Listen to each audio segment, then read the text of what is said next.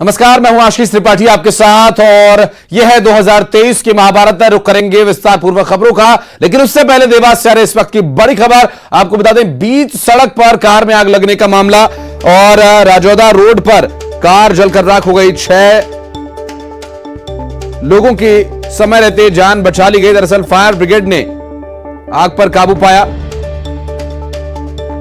और इस हादसे की यह तस्वीर सामने आई। तस्वीर हम आपको दिखा रहे हैं जहां बीच सड़क पर कार में भीषण आग लगी और इस हादसे की तस्वीरें सामने आई और इस हादसे की तस्वीर हम आपको दिखा रहे हैं। दरअसल ये राजौदा रोड पर कार जलकर राख हुई।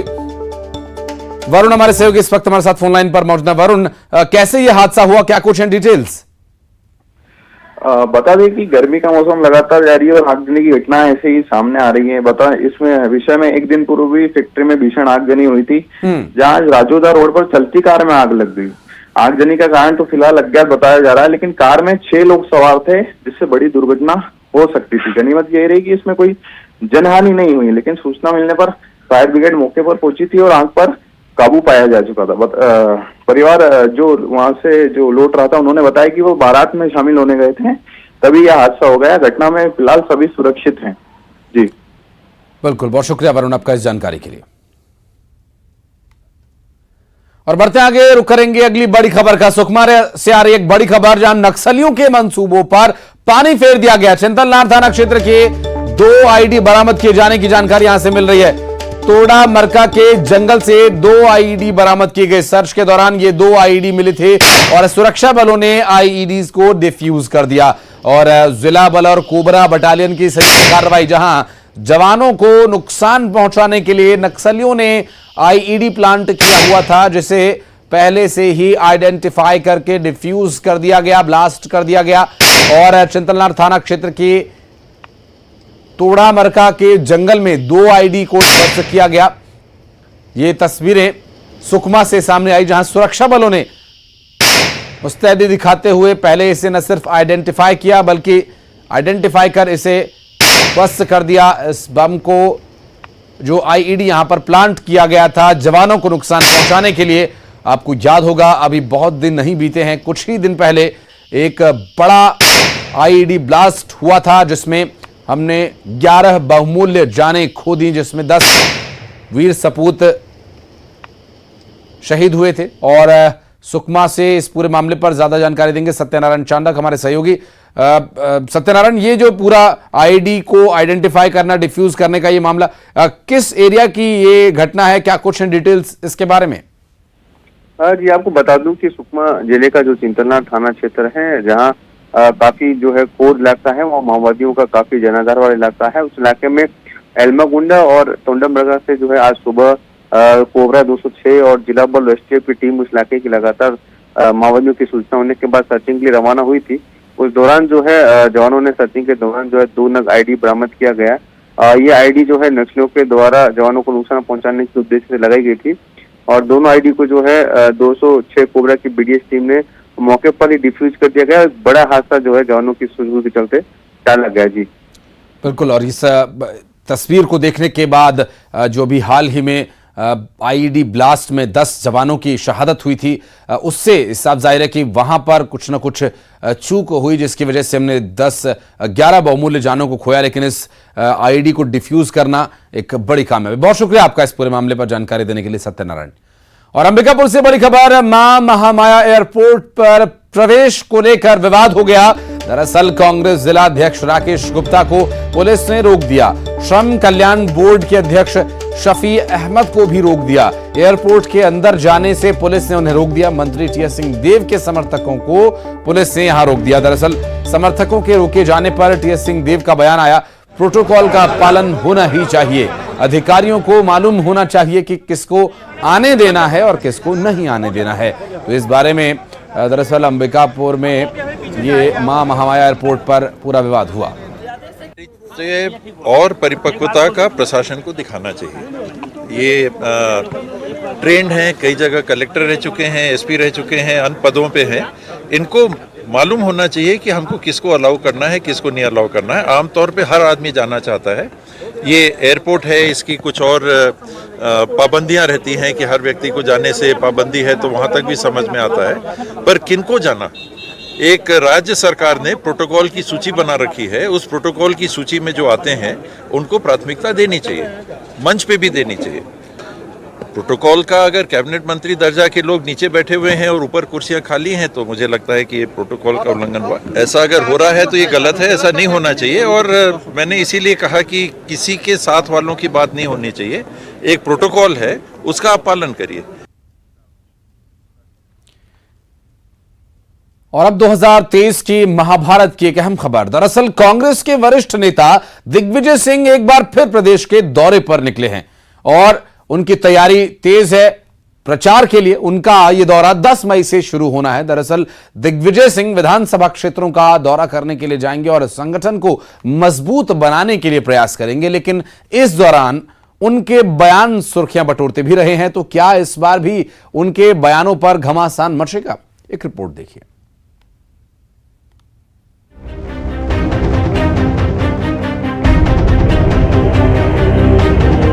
कांग्रेस के वरिष्ठ नेता दिग्विजय सिंह उन विधानसभा इलाकों में एक बार फिर दौरे पर निकलेंगे जिन्हें कांग्रेस अपने लिए कमजोर मानती है। दिग्विजय सिंह अब बिना ब्रेक के बाकी बची 31 विधानसभा सीटों का दौरा करेंगे। दिग्विजय सिंह के दौरे 10 मई से शुरू होकर 2 जून तक चलेंगे। वो विंध्य में रीवा से अपने दौरे की शुरुआत करेंगे। दिग्विजय सिंह अब तक 19 जिलों की 35 विधानसभा सीटों में संगठन की बैठक कर चुके हैं।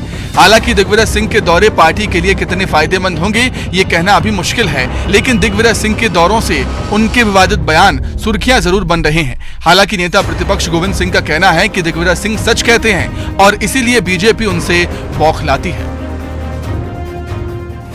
जिस प्रकार नर्मदा पद यात्रा के बाद प्रदेश सरकार की नींव उखाड़ने का काम किया था, उसी प्रकार गांव-गांव छोटी छोटी जगह जाके जन जागरण कर रहे हैं और इस बार भारतीय जनता पार्टी का सफाया करके मध्य प्रदेश में ही शांति से।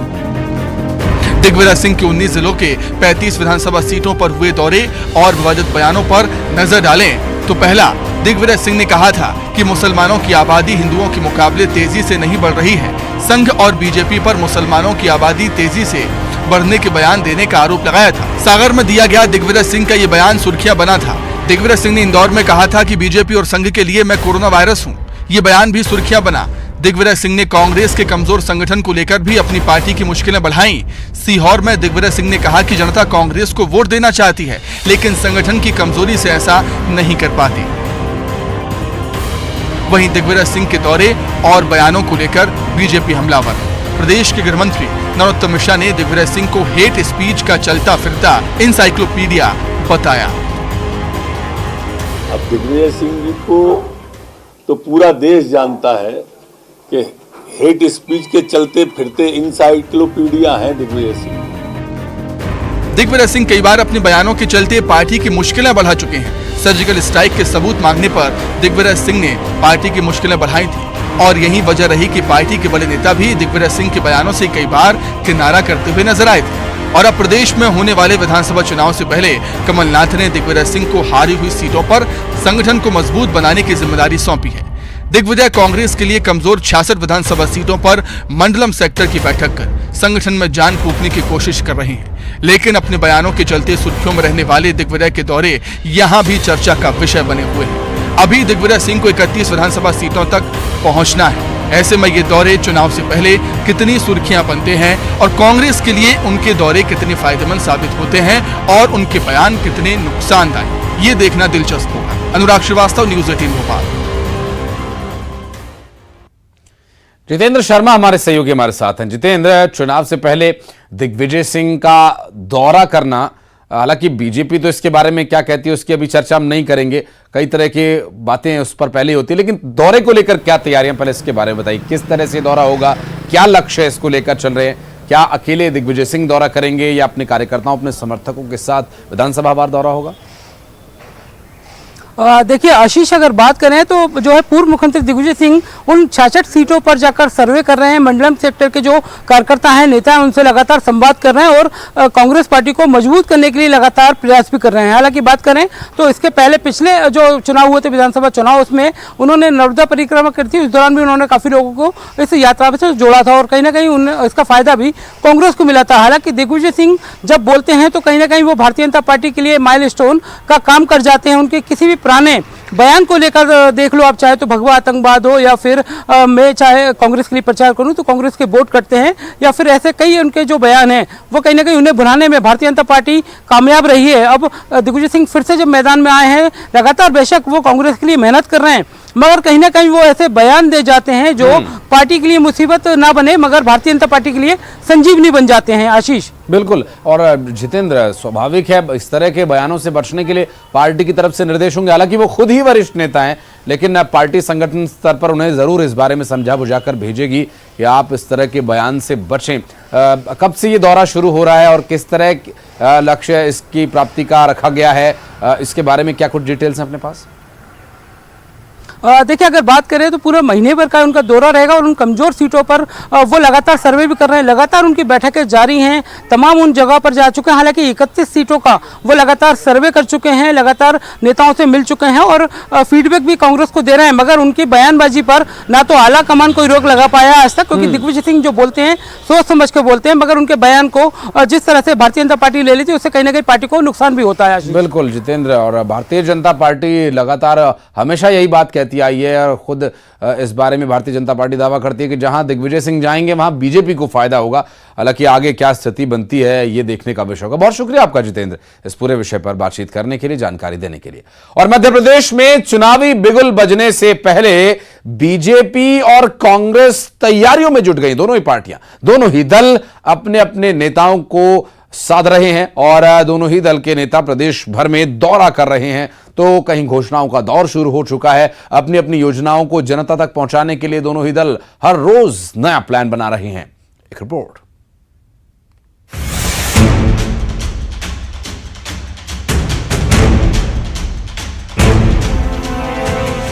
मध्य प्रदेश में विधानसभा चुनाव का बिगुल बजने वाला है। इस बीच घोषणाओं का दौर तेज हो गया है। बीजेपी सरकार जहां लाडली बहना योजना, संबल योजना, लाडली लक्ष्मी योजना और युवाओं के लिए स्वरोजगार जैसी योजनाओं का प्रचार प्रसार कर रही है, तो वहीं कांग्रेस अध्यक्ष कमलनाथ ने भी सरकार बनते ही महिलाओं के खाते में 1500 रुपए डालने, गैस सिलेंडर सिर्फ 500 रुपए में देने और पुरानी पेंशन व्यवस्था लागू करने जैसे वादे कर दिए हैं। अब कांग्रेस पार्टी इन वचनों को लेकर लोगों के घर घर जाएगी और उनसे वोट अपील करेगी। यूथ कांग्रेस के मीडिया प्रभारी विवेक त्रिपाठी का कहना है कि कांग्रेस की जो भी फ्लैगशिप योजनाएं हैं उनके बारे में एक विशेष अभियान चलाकर हम जिला और ब्लॉक स्तर तक घर घर जाकर जानकारी देंगे। देखिए, जिस तरीके से महंगाई ने मध्य प्रदेश की जनता की कमर तोड़ के रख दी है, उसको राहत पहुंचाने के लिए माननीय कमलनाथ जी के नेतृत्व में अगर हमारी सरकार मध्य प्रदेश में बनती है तो हम महिलाओं के लिए 1500 रुपये की योजना लाए हैं। गैस सिलेंडर की कीमतें कम होनी चाहिए। निश्चित ही इससे कहीं ना कहीं हर एक घर में जो महंगाई की समस्या से जूझ रहा है उसमें राहत पहुँचाने का काम कांग्रेस की सरकार करेगी। तो वहीं अपनी घोषणाओं के दम पर चुनावी मैदान में दम भर रही कांग्रेस पर बीजेपी ने तंज कसा है। बीजेपी विधायक रामेश्वर शर्मा ने कहा कि कांग्रेस का काम सिर्फ झूठ बोलना है, काम करना नहीं। कांग्रेस की बात पर आज किसी को कोई भरोसा नहीं है। किसान कर्ज माफी की घोषणा का क्या हुआ ये सभी को पता है। देखिए, कांग्रेस को झूठ बोलना है, काम तो करना नहीं है। कांग्रेस अगर गरीबी हटाओ, श्रीमती इंदिरा गांधी ने कहा था, अगर कांग्रेस उस समय गरीबी हटा दी थी तो आज गरीबी ढूंढे नहीं मिलता। आज हमको मध्य प्रदेश में 2 करोड़ से अधिक गरीबों को गेहूं, चावल, दाल नहीं देना पड़ता। कांग्रेस ने पहले भी कहा था किसी गरीब को अगर पक्का मकान दे दिया होता तो आज नरेंद्र मोदी जी का 3 करोड़ मकान नहीं बट रहा होता। आखिर बटे ना। तो कांग्रेस ने केवल नारा देकर वोट हथियाया है। कांग्रेस है झूठ का नाम, कांग्रेस है असत्य का नाम, कांग्रेस है मायाजाल। प्रदेश में चुनावी उठापटक तेज होती दिखाई दे रही है। बीजेपी और कांग्रेस दोनों ही दलों के नेताओं ने सक्रियता बढ़ा दी है और प्रदेश भर के दौरे करते हुए नजर आ रहे हैं मुख्यमंत्री शिवराज सिंह चौहान। भाजपा के प्रदेश अध्यक्ष वीडी शर्मा से लेकर पीसीसी चीफ कमलनाथ और दिग्विजय सिंह लगातार प्रदेश में पार्टी कार्यकर्ताओं की बैठकें ले रहे हैं और चुनावी सभाओं को संबोधित भी कर रहे हैं। राजनीतिक विशेषज्ञों की माने तो 2023 के विधानसभा चुनाव मध्य प्रदेश में बेहद रोमांचक रहने वाले हैं। बहरहाल देखना होगा कि जनता इस बार किस पर भरोसा जताती है। वासु चौरे, न्यूज़ 18, भोपाल। और वासु चौरे हमारे सहयोगी इस वक्त हमारे साथ मौजूद हैं। वासु, ये जो चुनाव है ये तो यूं भी दिलचस्प होगा ही, लेकिन इससे दिलचस्प बनाएगी जनता। लेकिन उससे पहले जनता तक पहुंच बनाने के लिए जो नीतियां दोनों ही दल बना रहे हैं, किस तरह की तैयारियां एक दूसरे पर कटाक्ष करने के अलावा पार्टी के द्वारा की जा रही हैं, भारतीय जनता पार्टी और कांग्रेस दोनों प्रमुख दलों के द्वारा? बिल्कुल आशीष, देखिए चुनाव अब बेहद करीब हैं और तेजी से तैयारियां बीजेपी और कांग्रेस दोनों ने शुरू कर दी है। कांग्रेस भली बाती कहीं ना कहीं ये जानती है कि लड़ो या मरो जैसे मुकाबले की जो हम बात करते हैं उतना ही जोर कांग्रेस को लगाना होगा, और बीजेपी भी पहले से ही अपनी जो चुनावी तैयारियां हैं उसमें मशगूल हो गई थी। और काफी बार जो बीजेपी के बड़े नेताओं के जो दौरे हैं वो मध्य प्रदेश के हो चुके हैं, चाहे वो शीर्ष नेतृत्व हो या फिर मध्य प्रदेश के मुख्यमंत्री शिवराज सिंह चौहान हो, प्रदेश अध्यक्ष वी.डी. शर्मा हो, लगातार लोगों तक पहुंचने का काम कर रहे हैं। इस दौरान कुछ फ्लैगशिप योजनाएं निकलकर सामने आई हैं जिसको अब एक अभियान का रूप बीजेपी और कांग्रेस दोनों ही दल देते हुए दिखाई दे रहे हैं और जिनके जरिए मतदाताओं तक अपनी पहुंच बनाने का काम कर रहे हैं। हाल ही में हम सबको पता है बीजेपी ने लाडली बहना योजना शुरू की और उसका जोर शोर से प्रचार प्रसार का काम जो है वो लगातार चला। उसके जो फॉर्म है वो 30 अप्रैल तक जमा हो चुके हैं और अब जून से जो महिलाओं के खाते में राशि आना शुरू हो जाएगी, इस तरीके का सरकार का दावा है। और इसे चुनाव के लिए गेम चेंजर योजना के तौर पर बीजेपी भी प्रेजेंट कर रही है और कुछ पॉलिटिकल एनालिसिस भी इस तरीके के निकल कर आए हैं कि महिलाएं जो है वो इस योजना से काफी हद तक प्रभावित हो सकती हैं। तो वहीं कांग्रेस भी पीछे नहीं है। कांग्रेस ने कहा कि हम महिलाओं को 1500 रुपए प्रति माह देंगे, गैस सिलेंडर 500 रुपए में देंगे। ये दोनों ही बातें आधी आबादी से सीधे तौर पर जुड़ी हुई है और इस सबके साथ कांग्रेस महंगाई का भी मुद्दा बना रही है। कांग्रेस ने भी फॉर्म जारी कर दिए हैं। कांग्रेस अभी विपक्ष में है लेकिन फिर भी पार्टी स्तर पर, संगठन स्तर पर कांग्रेस ने फॉर्म जारी कर दिए हैं जिन्हें लेकर प्रत्येक जिले में कांग्रेस के कार्यकर्ता पहुंचेंगे, घर घर ये फॉर्म भरवाए जाएंगे और इससे उन हितग्राहियों का डाटा इकट्ठा किया जाएगा जिन्हें कांग्रेस सरकार बनने पर 1500 रुपए हर महीने देगी और गैस सिलेंडर 500 रुपए में देने का काम करेगी। तो ये अभियान और ये पूरी अगर आप स्ट्रैटेजी कहें तो ये सीधे तौर पर जनता तक पहुंचने की, जनता से कनेक्ट करने की स्ट्रैटेजी बीजेपी और कांग्रेस अपनाती हुई दिखाई दे रही है। और कहीं ना कहीं इस सब के बीच चुनावी सरगर्मी जो है वो भी और भी ज्यादा तेजी से बढ़ रही है क्योंकि मुख्यमंत्री शिवराज सिंह चौहान हो, पीसीसी चीफ कमलनाथ हो, लगातार क्षेत्रों के दौरे कर रहे हैं, अपनी फ्लैगशिप योजनाओं के बारे में बता रहे हैं। किसान कर्ज माफी को लेकर एक बार फिर से कांग्रेस आगे बढ़ रही है और एक बार फिर से किसानों का भरोसा हासिल करने की पूरी कोशिश कर रही है। तो ये एक दूसरे के लिए बनने का प्रयास दोनों ही दल कर रहे हैं वासु, लेकिन चुनौती यहां पर और भी है, जनता तक पैठ बनाना, जनता तक पहुंच बनाना। सरकार में आने के बाद बीजेपी जहां उनके एक शॉर्ट टर्म वाली जो सरकार थी उसको लेकर के नाकामयाबी गिनवाती है, तो वहीं इस सरकार के पुराने कार्यकाल और नेताओं की बयानबाजियों को लेकर कांग्रेस घेरने का प्रयास करे। बहुत शुक्रिया वासु आपका इस पूरे विषय पर बातचीत करने के लिए, जानकारी देने के लिए।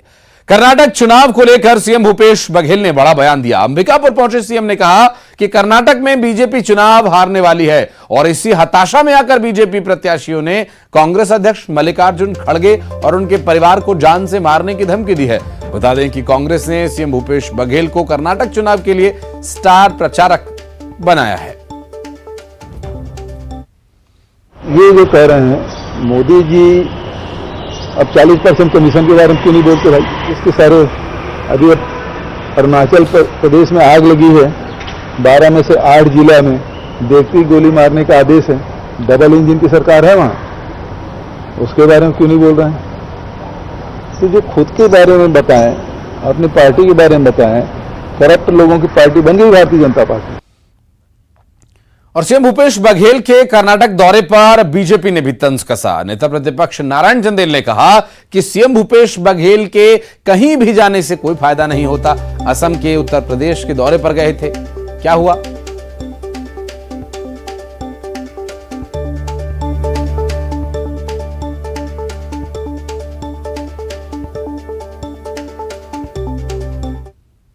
सही देख रहे थे, जैसे असम दौरे पर गए थे, जैसे उत्तर प्रदेश के दौरे पर गए थे। कुछ फायदा होगा? भूपेश के जाने से क्या फायदा होगा? असम और उत्तर प्रदेश में क्या फायदा हुआ था? तो मध्य प्रदेश हो या छत्तीसगढ़, दोनों ही प्रमुख पार्टियों के बीच सियासी नुरा कुश्ती लगातार जारी है। बहरहाल चुनाव आने पर जनता जनार्दन क्या फैसला लेगी, इसका इंतजार आप भी कीजिए, हमें भी करना होगा। वक्त एक छोटे से ब्रेक का है, यहां पर रुकेंगे ब्रेक के लिए और उसके बाद कुछ और अहम खबरें लगातार जारी हैं।